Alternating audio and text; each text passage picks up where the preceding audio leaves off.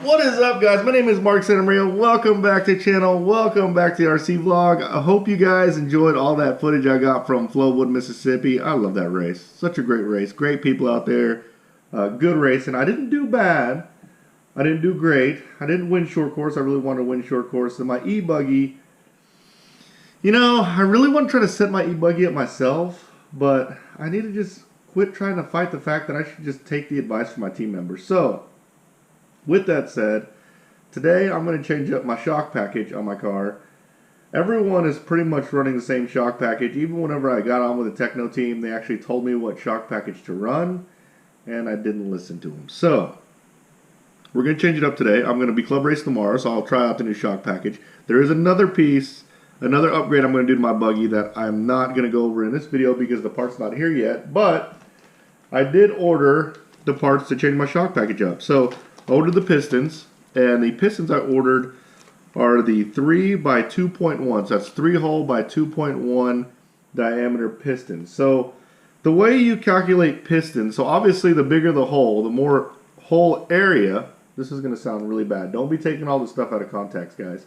The bigger the hole area, the more fluid can run through faster. So most people, whenever they try to do calculations on how fast or how much oil area there is to pass through the piston, they just try to multiply the amount of holes by the diameter. You can't do that. You have to actually figure out the area of the little hole, the piston holes, and then multiply it by the number of holes. So I was running stock, which is 4 by 1.9s, which is an 11.34.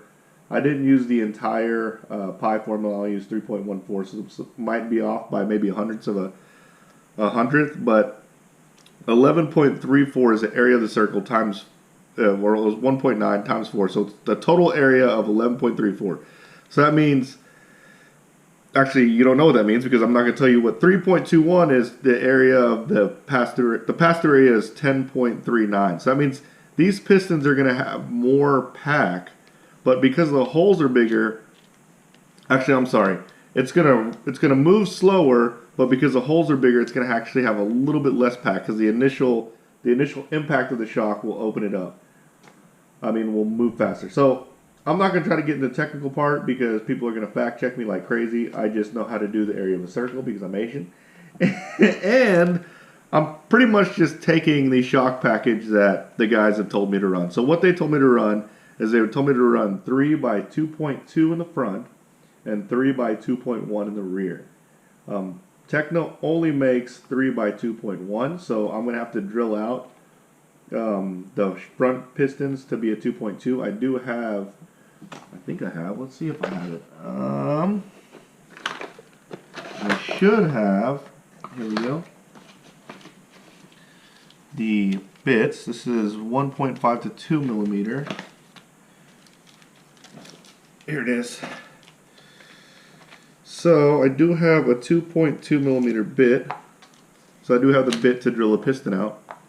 You can order these. There's a lot of companies that sell them now. RC company that sell them. I ordered mine off of Amazon. That's just, actually might have ordered them off eBay. I got mine a while back, but I mean obviously you don't need them as often. They don't break. You're only drilling out a piston. I'm gonna measure the diameter of this because sometimes they get it wrong. Let's see.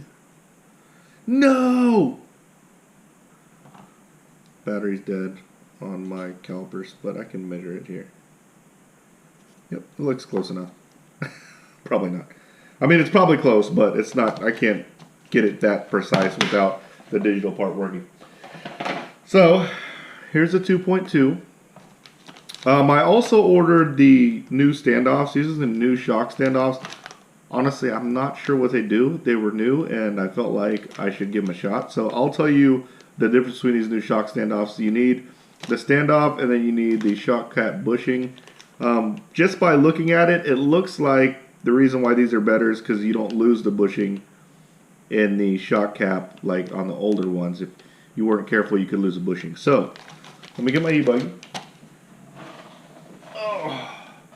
Yeah, I decided that I was just going to quit trying to take the guessing game out. You can trust your teammates. Your teammates will tell you the right way. And plus, it was pretty conclusive that people were all running the same shock package except for me.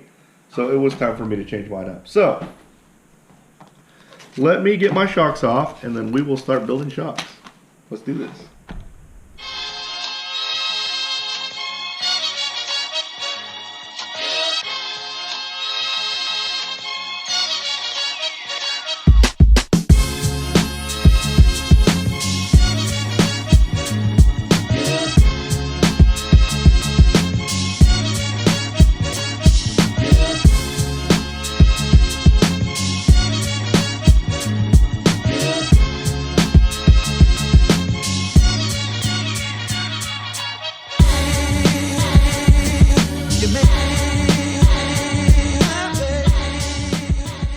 Alright, so I got my shocks taken apart. I'm going to put the pistons on now. So the pistons I bought actually have a cone side and a flat side. I am going to put the cone side down.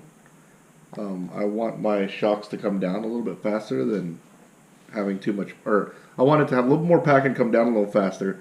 That way it has contact with the ground quicker. So I'm doing cone down. You can do it the other way if you want less pack, but you know, I'm not really sure, but I'm going to start with down.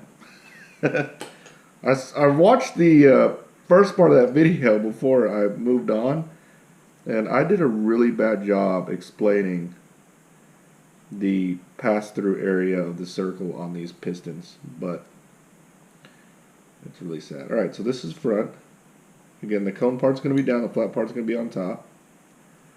If you don't have one of these shock tools to hold the shock shafts, you need to get one.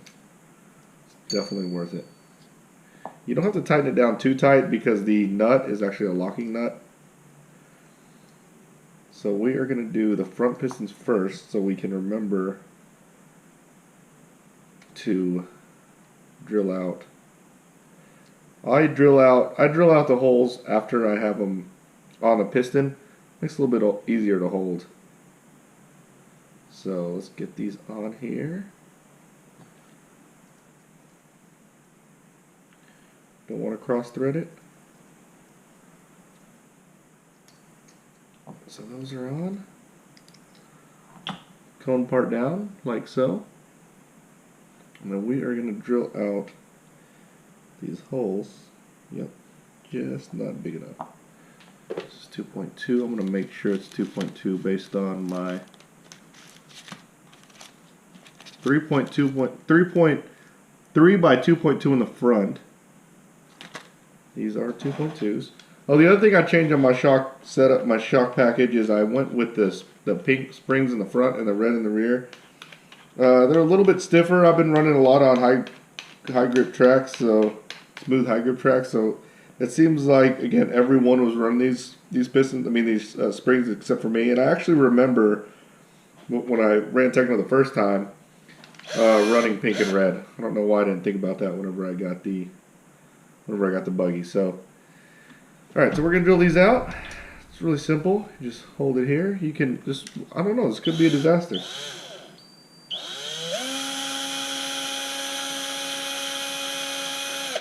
There you go, there's one hole drilled out.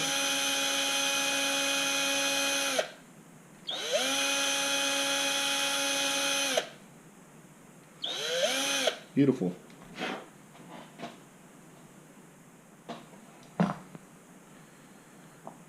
Drill these out.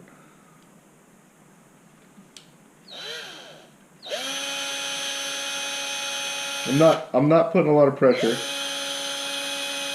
I'm trying to make sure it's straight up and down. There we go. And then I'm going to hit it with some brake cleaner. Make sure it's nice and cleaned out. Make sure there's no debris in there. Look good. Dang, just got something to watch.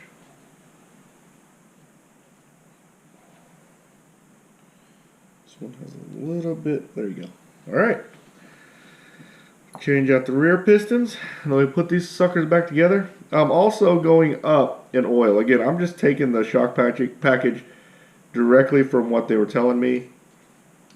I trust them. I'm sure it's going to be an awesome shock package. I felt like my car was just a little bit off pace at that last race, so that's why I'm like hurrying to do this.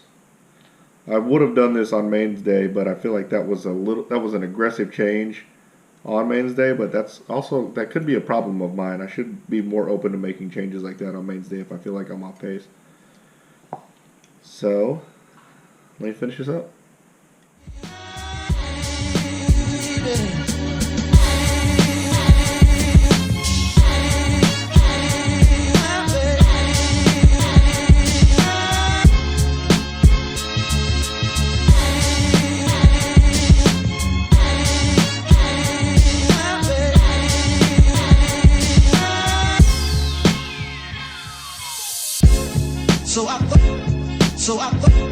So I thought I needed. So I thought I needed. Thought I needed. So I thought I needed. All right, we're all done. I didn't take too long. Probably been working on it for maybe 30 minutes. Not that long. So first off, I want to apologize. Man, I've been completely slaughtering this video. I record these videos at night, so I'm pretty freaking tired. I've had a long day at work, so I'm sorry. I need to tell you the entire shock package I put on. I put 3 by 2.2s in the front, and then 3 hole by 2.1s in the rear. And then I went up in shock oil, so I'm running 675 in the front and then 650 in the rear. I changed my springs from stock to pinks in the front and red in the rear, and then I put the new shock standoffs on. So I was looking at shock standoffs. It doesn't look like it changed the geometry or the position of the top of the shock. Really, it just it gave it a beefier bushing. That it doesn't look like it's going to break. It mounts a lot better. The old bushings were these little itty bitty black bushings, and if you wore those down good enough, as soon as you took off the shock, they would go flying off. So I'm pretty sure they basically did this upgrade just so you don't lose those shock bushings, because if you lose them while you change your shocks, it can be a big pain in the butt. So my shock package is on. I'm excited to try it tomorrow. I gotta remind myself, I gotta remember to set my ride height because it could be a little off. But I'll let you guys know how it is.